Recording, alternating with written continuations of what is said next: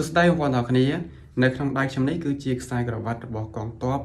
ពីប្រទេសខាងស្ដាំដៃខ្ញុំនេះគឺជាខ្សែក្រវ៉ាត់របស់កងយុទ្ធពលខេមរភូមិន្ទរបស់ខ្មែរយើងហើយខាងឆ្វេងដៃខ្ញុំនេះគឺជាខ្សែក្រវ៉ាត់របស់កងទ័ពរំដោះប្រជាជនចិនសម្រាប់ខ្សែក្រវ៉ាត់របស់កងយុទ្ធពលខេមរភូមិន្ទដែលមានពណ៌បែបនេះគឺប្រើជាមួយនឹងឯកសណ្ឋានលេខ5ឬក៏យើងហៅថាឯកសណ្ឋានប្រយុទ្ធរបស់កងទ័ពជើងគោកនិងកងទ័ពជើងអាកាសសម្រាប់ខ្សែក្រវ៉ាត់នេះវិញគឺប្រើជាមួយនឹងឯកសណ្ឋានប្រយុទ្ធរបស់កងទ័ពរំដោះប្រជាជនចិនហើយនៅលើខ្សែក្រវ៉ាត់នេះគឺមានអក្សរ PLA ដែលមានពាក្យពេញថា People's Liberation Army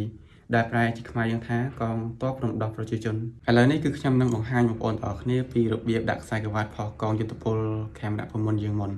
អញ្ចឹងនេះគឺជាក្បាលខ្សែក្រវ៉ាត់ហើយនេះគឺជាកន្ទុយខ្សែក្រវ៉ាត់អញ្ចឹងយើងដាក់វាចូលមកទាញដាក់ឲ្យសមស្របនឹងចង្កេះយើងទៅមកយើងទាញអាកលឹះទៅតឹងនេះជាការស្រេចនៅពេលដែលយើងចង់ដោះវិញគឺយើងត្រូវទាញកន្ទុយនេះមកកលឹះនេះវាធូរហើយអញ្ចឹងយើងរក្សាកាន់វាជាប់យើងទាញមក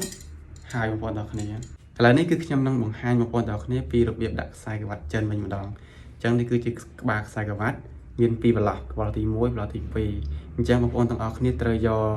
កន្ទុយខ្សែក្រវ៉ាត់នេះមកសោកចូលនឹងចន្លោះទី1ប្លោះទី1ហើយបានយើងដាក់ចូលប្លោះទី2វិញយើងលៃឲ្យសមចង្កេះយ៉ាងហើយយើងបត់មកសោកចូលប្លោះទី2ហើយទាញអញ្ចឹងនៅពេលយើងចង់ដោះវិញគឺយើងរុញពីប្លោះទី2នេះវិញ